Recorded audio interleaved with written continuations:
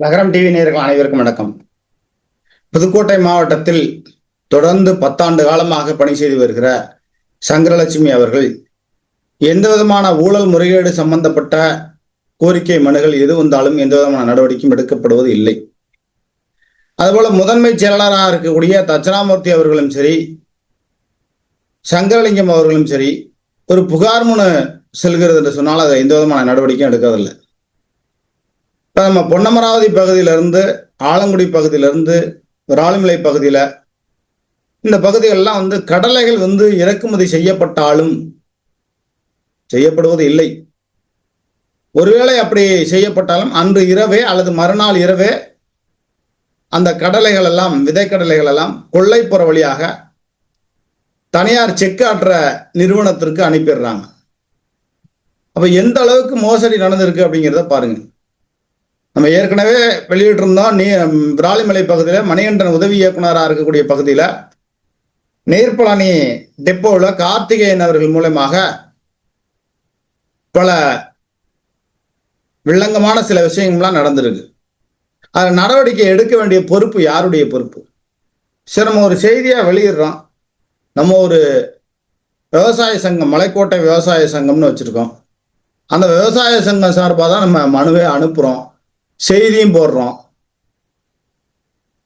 அப்ப நம்ம ஒரு பத்திரிகையாளராக இருந்து அந்த செய்தியும் நம்ம வெளியிடுறோம்.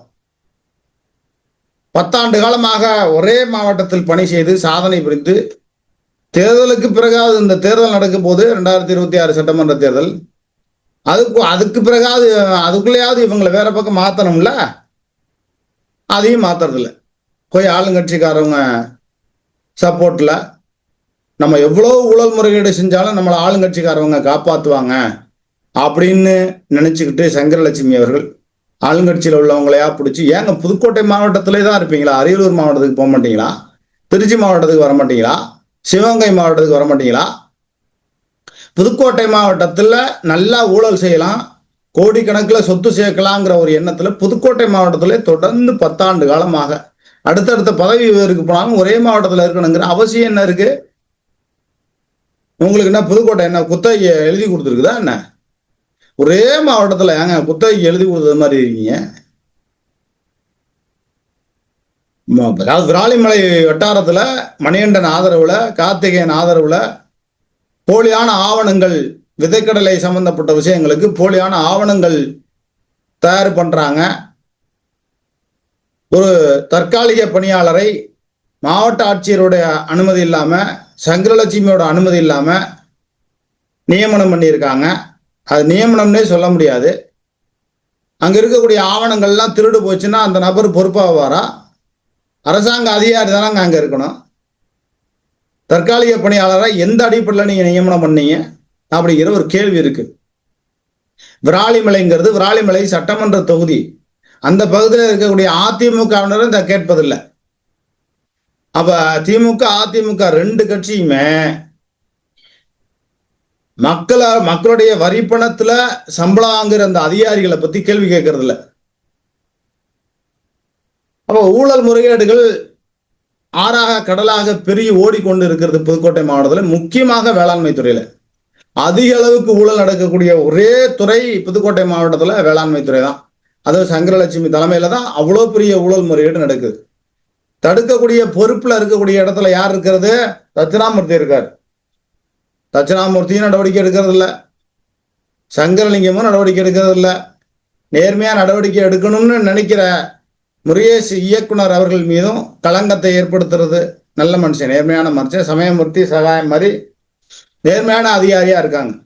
அப்படிப்பட்ட அதிகாரிகள்லாம் இருக்கிறதுனாலதான் ஓரளவு நடவடிக்கை எல்லாம் எடுக்கிறாங்க.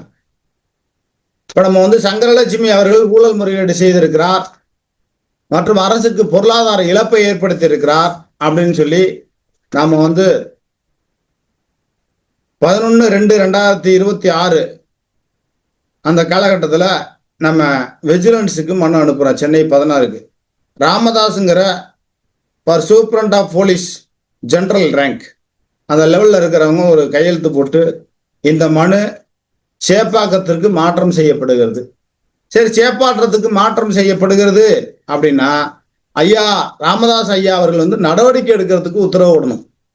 ஏன்னா மனு மாற்றம் செய்யப்படுகிறது அப்படின்னா ஐயா மாற்றம் செஞ்சு நடவடிக்கை எடுத்து அந்த நடவடிக்கைக்கான ஆவணங்களை மனுதாரரோட கையொப்பமோட நீ அனுப்பணும்னு சொல்லி உத்தரவு போட்டா சங்கரலட்சுமி பயப்படுவாங்க. நம்ம விஜிலன்ஸை தவறா சொல்லலை, அவங்களுக்கு இங்கே வேளாண்மை துறையில் நடக்கிற விஷயம் பெரிய அளவுக்கு தெரியலை. இனி தெரிந்து கொள்ளணும். மற்ற துறைகளில் நடக்கக்கூடிய ஊழல் முறைகேடுகளை விட வேளாண்மை துறையில கோடிக்கணக்கான ரூபாய் இந்த கடலை இறக்குமதி செய்யப்படாமலேயே விற்கப்படுகிறது. சேலம் மாவட்டத்தில் அது மாதிரிதான் நடக்குதுன்னு சொல்லி நம்ம செய்தி போட்டிருந்தோம். எனக்கு செய்து கொடுத்தது அங்க இருக்கக்கூடிய முன்னோடி விவசாயிகள், சம்பந்தமே இல்லாம யாரோ அதிகாரிகளை ஒரு 70-80 கிலோமீட்டருக்கு தூக்கி அங்கிட்டு வேற பக்கம் பணி மாற்றம் செய்திருக்கிறார்கள். அவங்க பேரெல்லாம் எனக்கு தெரியாது. சமீபத்தில் நான் கேள்விப்பட்டேன், ஒரு விவசாயி மூலியமா கேள்விப்பட்டேன். அவங்க தகவல் கொடுத்தாங்கன்னு. ஏங்க உள்ள இருக்க அதிகாரிகளை வச்சுதான் நான் தகவல் எடுக்கணுங்கிற அவசியம் இல்லை. அங்க இருக்கக்கூடிய முன்னோடி விவசாயிகள் இருக்காங்க, அவங்களே எனக்கு தகவல் கொடுக்குறாங்க. சேலம் கெங்கவள்ளி பகுதியில இருந்து, எடப்பாடி பகுதியில இருந்து, பல்வேறு பகுதிகளில் அந்த கடலைகளை இறக்கணுமே லாரியில ஏற்றி விட்டுறாங்க. எண்ணெய் நிறுவனங்களுக்கு எந்த அளவுக்கு மோசடிகளை செய்யறாங்க. அப்ப வேளாண்மை துறையில் இருக்கக்கூடிய முதன்மை செயலாளர் தட்சிணாமூர்த்தி ஏன் குரட்டை விடுகிறார்? நேர்மையாக செயல்படும் நினைக்கிற இயக்குனர் முருகேஷ் அவர்கள் மீதும் களங்கத்தை ஏற்படுத்துவது அப்படியும் நடக்குது. அதனால ஒருபான சொத்துக்கு ஒரு சோறு பதம் என்பது போல புதுக்கோட்டை மாவட்டத்தை எந்த அளவுக்கு ஊழல் முறைகேடு நடக்கிறதோ அதே போலதான் தமிழ்நாடு முழுவதும் நடக்குது. இப்ப இந்த ஊழல் முறைகேடுகளை தடுக்க வேண்டிய பொறுப்பு யாருடைய பொறுப்பு? மாவட்ட ஆட்சியருடைய பொறுப்பு. எத்தனையோ புகார் மனு மாவட்ட ஆட்சியருக்கு நம்ம அனுப்புறோம், எந்த விதமான நடவடிக்கையும் இல்லை. அப்போ ஊழல் முறைகேடுகளை கண்டுகொள்ளாமல் ஊக்குவிக்கிற போக்கில் இருக்கிறார்களா? அதிமுக ஆட்சியில இது மாதிரிதான் ஊழல் நடந்துச்சு. இப்ப திமுக ஆட்சியிலையும் இப்படிதான் நடக்குது. ஆட்சிகள் மாறினாலும் காட்சிகள் இந்த சங்கரலட்சுமி போன்றவர்கள் இருக்கும் வரை ஊழல் முறைகேடுகளை குறைக்கவே முடியாது. கோடிக்கணக்கில் ஊழல் முறைகேடு செஞ்சுட்டு நெஞ்சலத்தோட எங்களை யார் என்ன பண்ண முடியுங்கிற ஒரு அதிகாரத்துல ஆளுங்கட்சி மாவட்ட செயலாளரை போய் பிடிச்சுக்கிட்டு, ஆளுங்கட்சி அமைச்சரை போய் பிடிச்சுக்கிட்டு எங்களை ஒண்ணுமே பண்ண முடியாதுன்னு நினைச்சுக்கிட்டு இருக்கீங்க. சட்டம் ஒரு நாள் உங்கள் பக்கம் திரும்பி பாயும். எல்லா அதிகாரிகளும் ஆளுங்கட்சிக்கு ஆதரவா சிஞ்சா தட்டிக்கிட்டே இருக்க மாட்டாங்க. ஒரு நாள் திரும்புவார்கள். இந்த ஆட்சி முடியுதோ முடியலையோ, இந்த ஆட்சி தொடருதோ தொடரலையோ அப்பாற்பட்ட விஷயம். ஆனால் ஊழல் செய்யக்கூடிய அதிகாரிகளை சுட்டி காட்ட வேண்டிய பொறுப்பு ஒவ்வொருடைய பொறுப்பு. அந்த பொறுப்புலாம் அதெல்லாம் எங்களுக்கு தெரியாதுங்க, நாங்க ஆளுங்கட்சி மாவட்ட செயலரை வச்சு தப்பிச்சுக்குவாங்க அப்படிலாம் நினைச்சா அது ரொம்ப நாள் நீடிக்காது. ஆளுங்கட்சியும் நிரந்தரமானதல்ல, மாவட்ட செயலரும் நிரந்தரமானதல்ல. ஆட்சிகள் மாறலாம், இதே ஆட்சி தொடரலாம், அல்லது தொங்கு நிலையிலையும் வரலாம், என்ன வேணாலும் நடக்கலாம். அதுக்காக வேண்டி நம்ம பயந்துகிட்டு செய்தி போடாம இருக்கணுங்கிற அவசியம் கிடையாதுல்ல. ஏங்க விவசாயிகளுக்கு கிடைக்க வேண்டிய விதைக்கடலையை தனியாருக்கு வித்திருக்காங்க எண்ணெய் நிறுவனங்களுக்குன்னா எவ்வளவு பெரிய மோசடி அது. போலியான ஆவணங்களை தயாரிச்சு எந்த அளவுக்கெல்லாம் தில்லுமுள்ளு வேலையெல்லாம் பண்ணணுமோ பண்ணிட்டு கடைசி நேரத்துல போய் மாவட்ட செயலர் வீட்டுல உட்காந்துக்கிறது, அமைச்சர் வீட்டுல உட்காந்துக்கிறது. அசிங்கமா இருக்கு. ஒரு அரசாங்க அதிகாரி இப்படியா போய் ஆளுங்கட்சிக்காரவங்கள்ட்ட போய் நீங்க போய் இது பண்ணணும்? வெக்கமா இல்லை உங்களுக்கு? மக்களுடைய வரி பணத்துல தானே சம்பளம் வாங்குறீங்க. மாவட்ட செயலாளர் அமைச்சரோட வரி பணத்துல மட்டும்தான் சம்பளம் வாங்குறீங்களா? என்னுடைய வரி பணத்துல நீங்க சம்பளம் வாங்கலையா? ஏன் நானும் பெட்ரோல் போட்டு தானாங்க, நீங்களும் பார்த்துக்கிட்டு இருக்கிறவங்க எல்லாம் பெட்ரோல் போட்டு தானாங்க. ஒரு பெட்ரோலுக்கு 35 ரூபா வரி தெரியுமா? அதுலதான் கல்வித்துறைக்கு ஒதுக்குறாங்க, சுகாதாரத்துறைக்கு ஒதுக்குறாங்க, வேளாண்மை துறைக்கும் அதுல இருந்து எடுக்கிறாங்க, இந்த அறநிலையத்துறையில இருந்து எடுக்கிறாங்க. அப்ப மக்களுடைய வரி பணம் மற்ற துறைகள்ல இருந்து கிடைக்கக்கூடிய அத்தனை வருமானத்தையும் தூக்கி எதுல போடுறாங்க? சுகாதாரத்துறைக்கும் கல்வித்துறைக்கும் வேளாண்மை துறைக்கும் தூக்கி போடுறாங்க. அந்த வரி பணத்துல கொள்ளையடிச்சிட்டு சொத்து சேர்த்துட்டு கொள்ளைக்கார வேலைகளை செஞ்சுக்கிட்டு போய் மாவட்ட செயலாளரை பார்க்கறதும் அமைச்சரை பார்க்கறதும் பார்த்தா நீங்க தப்பிச்சிட முடியுமா? விஜிலன்ஸ் கிட்ட தப்பிக்க முடியாது. நீங்க யார்கிட்ட வேணாலும் தப்பிச்சுக்கலாம், விஜிலன்ஸ்ல தப்பிக்க முடியாது. உங்க கேஸ் ஃபைல் ஆகணுங்கிறத நான் உறுதிப்பட நான் அடுத்தடுத்து மனு போட்டுக்கிட்டு தான் இருக்கேன். சங்கரலட்சுமி பணி ஓய்வு பெறுவதற்கு முன்பாக அவர் தண்டனை பெற வேண்டும். ஒரு 6 மாசமாவது ஜெயிலில் இருக்கணும். கோடிக்கணக்கான ரூபாய் ஊழல் முறைகேடு பண்ணியிருக்காங்க சார். யாரு சார் அதை கேட்கறது? எந்த சாராவது நேர்மையான சார் ஒருத்தர் இருப்பார்ல, அரசன் அன்றே கொள்வான் தெய்வம் நின்று கொள்ளும் என்பார்கள். சட்டமும் கடவுளுக்கு சமம். அதனால விஜிலன்ஸ் சம்பந்தப்பட்ட அதிகாரிகள் தயவு செஞ்சு சங்கரலட்சுமி சம்பந்தப்பட்ட என்ஓசி சம்பந்தப்பட்ட கோப்புகளை முறைப்படி தணிக்கை குழு ஆய்வுக்கணும். சரி, தணிக்கை குழு இருக்காங்கல்ல, வேளாண்மை துறையில தணிக்கை குழுன்னு ஒன்று இருக்காங்கல்ல, எந்த கடையில போய் நீங்க போய் புரோட்டா சாப்பிட்றீங்க? தணிக்கை குழுவுக்கு போனா என்ஓசியில எந்த அளவுக்கு ஊழல் முறைகேடு செஞ்சிருக்காங்க செய்யலைங்கிற கோப்பெல்லாம் இங்க இருக்கு. சரி, ஒரு அரசாங்க அதிகாரி புதுசா சொத்து வாங்கணும்னா மாவட்ட ஆட்சியர்கிட்ட அனுமதி வாங்கணுமா இல்லையா? சங்கரலட்சுமி எத்தனை முறை அம்மையார் அருணா ஐஏஎஸ் அவர்கள்ட்ட அனுமதி வாங்கியிருக்காங்க புதிய சொத்து வாங்குறதுக்கு? இன்னும் சொல்ல போனா அரசாங்க அதிகாரிகள் நகை வாங்கணும்னாலும் அனுமதி வாங்கணுங்கிற ஒரு சட்ட விதிமுறையை கொண்டு வரணும். அப்போ எந்த அளவுக்கு நீங்க அசையும் சொத்து அசையா சொத்து சங்கரலட்சுமியோட அவருடைய கணவர் அவருடைய ரத்த சொந்தங்களுடைய அசையும் அசையா சொத்துக்களை முறைப்படி ஆய்வு பண்ணணும்னு நம்ம விஜிலன்ஸுக்கு லெட்டர் போட்டிருக்கோம்.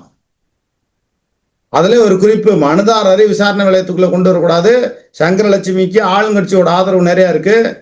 ஆளுங்கட்சி ஆதரவோடு சேர்ந்து மனுதாரரை கூலிப்படை வச்சு கூட கொலை பண்ணுவார்னு கூட நம்ம செய்தி போட்டிருக்கோம், மனு அனுப்பியிருக்கோம். அந்த அளவுக்கு மோசமானவங்க அந்த சங்கரலட்சுமிங்கிறவங்க, ரொம்ப மோசமானவங்க. அந்த அளவுக்கு ஊழல் முறைகேடுகளை செஞ்சுக்கிட்டு புதுக்கோட்டை மாவட்டத்தில் தொடர்ந்து 10 ஆண்டு காலம் இந்த தேர்தலுக்கு பிறகு இங்கேயே வேலை செய்யணும்னு பல பேர்த்திட்ட கொண்டு போய் 50 லட்சம் 1 கோடின்னு பணம் கொடுத்துருக்காங்க. எந்த அளவுக்கு ஒரு வன்மம் பிடிச்சவங்களா இருப்பாங்க. இந்த சங்கரலட்சுமியை தயவு செய்து வேறு மாவட்டத்திற்கு மாற்றம் செய்து சங்கரலட்சுமி இணை இயக்குனர் என்ஓசி சம்பந்தப்பட்ட கோப்புகளை முறைப்படி ஆய்வு செய்யணும். விராலிமலை வட்டாரத்துல நீர்ப்பழனி டெப்போவில் கடலைகள் விதைக்கடலைகள் வந்து இறங்காமலேயே ஏற்றுமதி மற்ற பக்கம் இது பண்ணியிருக்காங்க. ஒரு குறிப்பிட்ட அளவுக்கு மட்டும் இறக்குமதி செய்யிட்டு அதை முன்னோடி விவசாயிகளுக்கு சும்மா 1 மூட்டை 2 மூட்டைன்னு கொடுத்துட்டு மீதியெல்லாம் வெளியில வித்துறது. கார்த்திகேயன் செய்யறாரா, மணிகண்டன் தூண்டுறாரா, சங்கரலட்சுமிக்கு இதுல தொடர்பு இருக்கா, என்ஓசியில ஊழல் முறையீடு செஞ்சது மாதிரி விதைக்கடலையிலையும் அவங்களுக்கு பங்கு போகுதா அப்படிங்கிற ஒரு கேள்விக்குறி பெரிய அளவுக்கு இருக்கு. தயவு செய்து திராவிட முன்னேற்ற கழகத்தினுடைய ஆட்சியாளர்கள் எந்த விதத்திலையும் நடவடிக்கை எடுக்க மாட்டாங்க. மாவட்ட செயலாளர்லேருந்து அமைச்சர்லேருந்து சங்கரலட்சுமிக்கு ஆதரவா இருக்காங்க. ஆனால் ஆட்சிகள் எந்த ஆட்சி வேணாலும் வரலாம், போகலாம், நீட்டிக்கலாம், தொங்கு நிலையில கூட வரலாம்.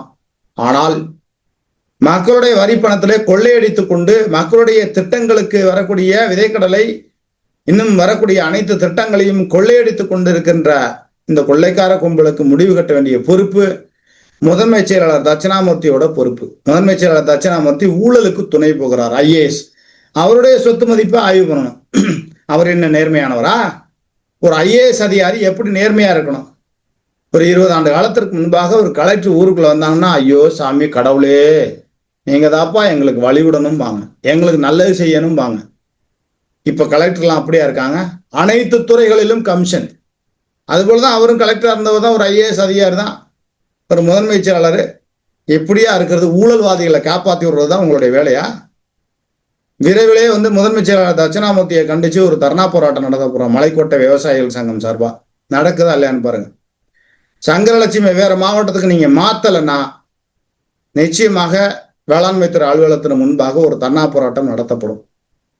அதனால புதுக்கோட்டை மாவட்டத்தில் இருக்கக்கூடிய சங்கரலட்சுமியை காப்பாற்ற வேண்டும் என்ற நோக்கத்தில் ஆளுங்கட்சியை சார்ந்தவர்கள் யாரேனும் சிபாரிசுக்கோ அந்த தவறான முடிவுக்கு வராதிங்க. அந்த தவறான முடிவுக்கு வந்தீங்கன்னா அப்புறம் மலைக்கோட்டை விவசாய சங்கம் மற்றும் ஒரு பத்திரிகையாளர் என்கிற முறையிலையும் நான் சங்கரலட்சுமிக்கு நீங்கள் துணை போகிற வேலைகளை செய்வீர்களானால் உங்கள் சம்பந்தப்பட்ட விஷயங்களையும் அச்சு அலசலோட ஊடகத்துல லகரம் டிவியில வெளியிடப்படும். மலைக்கோட்டை விவசாய சங்கத்தின் சார்பாக உங்களுடைய கட்சியினுடைய தலைமைக்கு நான் பல்வேறு புகார்களை அனுப்ப வேண்டிய ஒரு நிலைமை ஏற்படும். அந்த நிலைமைக்கு ஆளாக்காதீங்க. பொதுநல நோக்கத்தோடு செயல்படுகிற என்னை அச்சுறுத்துகிற வகையிலையும் அவங்கள விட்டுருங்கிற வகையிலையும் ஒரு ஊழல் செஞ்சவங்களுக்கு நீங்க எதுக்கு துணை போறீங்கன்றதுதான் என்னுடைய கேள்வி. அதனால சங்கரலட்சுமியை காப்பாற்ற எந்த அரசியல்வாதியும் வர வேண்டாம், சிபாரிசுக்கும் வர வேண்டாம்.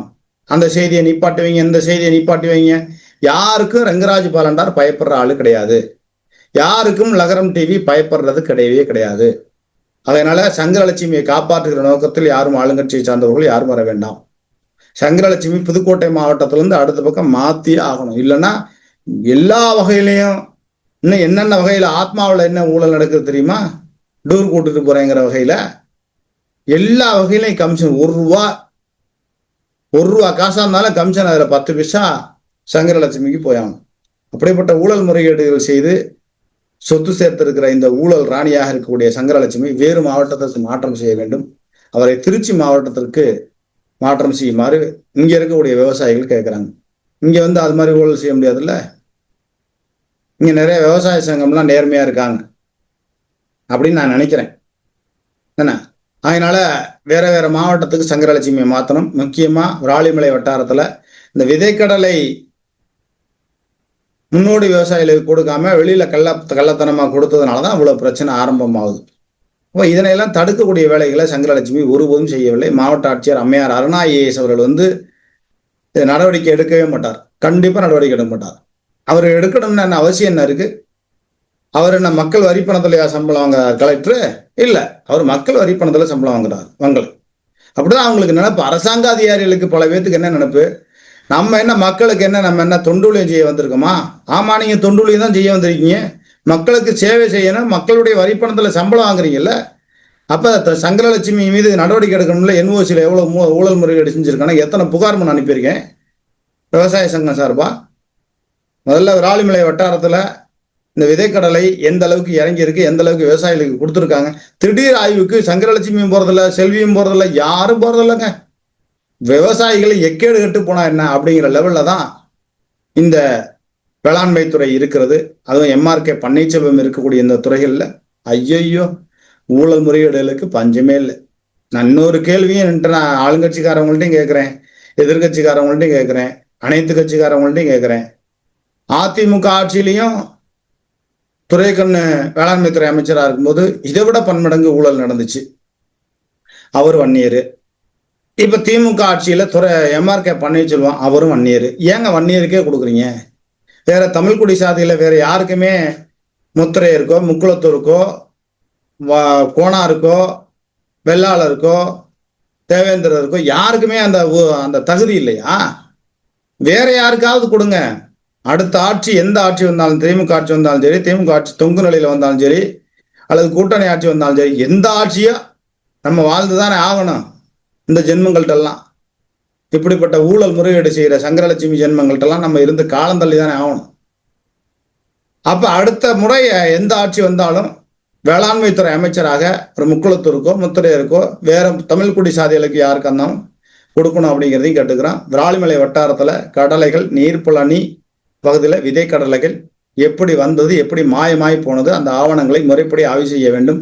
சங்கரலட்சுமி வேறு மாவட்டத்திற்கு மாற்றம் செய்யப்பட வேண்டும் என்ற பல்வேறு கோரிக்கைகளை மையப்படுத்தி இந்த செய்தியை வெளியிட்டிருக்கோம். இந்த செய்தியை பார்த்து கொண்டிருக்கிற முன்னோடி விவசாயிகள் எல்லா வாட்ஸ்அப் குரூப்புக்கும், ஃபேஸ்புக்லையும் சரி, ட்விட்டர்லையும் சரி, எல்லா இணையத்திலையும் நீங்க செய்தியை பரப்புங்க. விவசாயிகளுக்காக எப்பொழுதுமே குரல் கொடுக்க லகரம் டிவி மற்றும் மலைக்கோட்டை விவசாய சங்கம் எப்போதுமே விவசாயிகளுக்காக துணை நிற்கும் என்பதை தெரிவித்துக் கொள்கிறேன். இதில் பார்க்கக்கூடிய புதிய நபர்கள் லகரம் டிவி சேனலை சப்ஸ்கிரைப் செய்து பெல் பட்டன் அழுத்தி, ஆல் பெல் பட்டன் அழுத்தி ஆக்கமும் ஊக்கமும் கொடுங்கள். அப்போதான் நான் போடக்கூடிய ஒவ்வொரு செய்தியும் உங்களை சேரும். ஸ்கிரீனில் நம்பர் வரும். உங்கள் பகுதியில் இது போல விதை கடலைகள் மற்றும் தானிய வகை விதைகள்லாம் முறையா கொடுக்கலன்னா எனக்கு தகவல் தாருங்கள். அச்சமின்றி சமரசமின்றி நம்ம எப்போதுமே செய்தி வெளியிட தயாரா இருக்கோம். நன்றி, வணக்கம்.